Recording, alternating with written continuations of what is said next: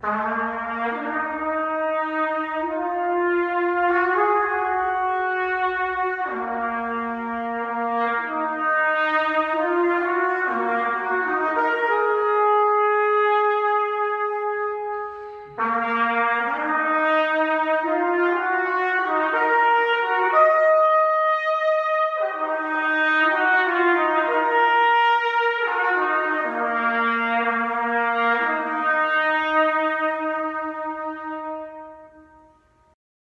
know what?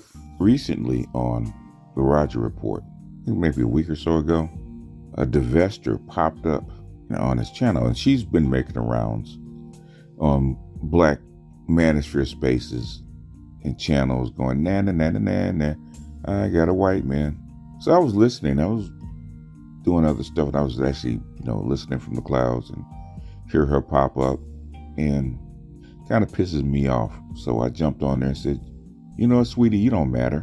Doesn't matter that you decided that you're going to date or marry a white man or be with a white man or date white men exclusively. It doesn't matter.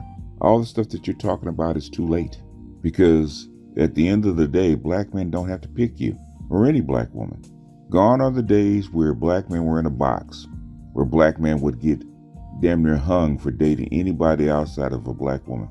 And white men and other races of men were fine with that. Black women were fine with that, because everybody,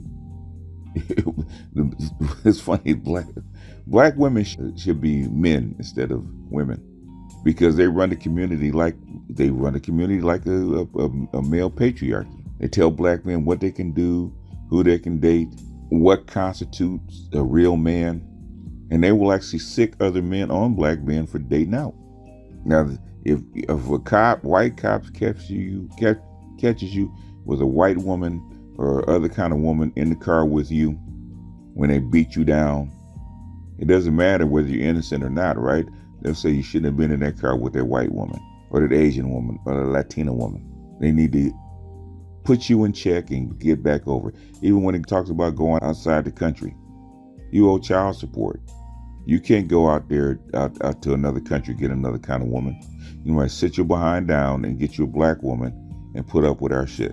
And brothers are saying, nope, we're gonna make a different choice. So now we got so-called divestors talking about us, bothering us because we're making a different choice. In fact, she got on and said about passport bros, what could she do, or what can the divestors do to help it along? I said, pay for it. Simple as that. You pay us, we'll go. Not that hard. You ain't gotta beg us to go. We'll go. Get a GoFundMe together. Talk about the passport bros funded by the divestors. We'll take that in a heartbeat. Now, your sisters, your fellow black woman might beat up on you and tell you you're out of pocket, encouraging these brothers to get on a plane and leave us. Well, we'll accept the funds. And for some of us, you use the funds to bring back the bride, even though most people say that you shouldn't. Why would you pollute a pure traditional woman by bringing her back to the cesspool, especially back to the black community where your women hate you? Bring back a woman that will smile just because you're in her presence, instead of a woman that's walking around with RBF all the time. You can't even ask them to smile. In fact, they had campaigns where they want to pass a law where you couldn't ask them to smile, and then complain about us approaching you, and then complain about us not approaching you. Don't worry about it. Don't try to figure that out. I've learned with women, okay, when the logic is all mixed up and looks like spaghetti code, don't try to figure it out. Just let it rest. Okay, it'll sort itself out. But anyway, all I want to say is divestors don't matter, man. I don't know why divestors make such a big deal to come over to black male spaces and wave their white man in front of us. We don't care.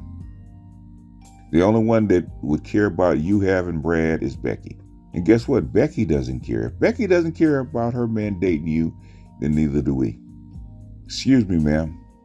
Sit your ass down and leave us alone. With that, I'm going to jump off here. This is BGS out, and I'll see you guys on the next one. Peace.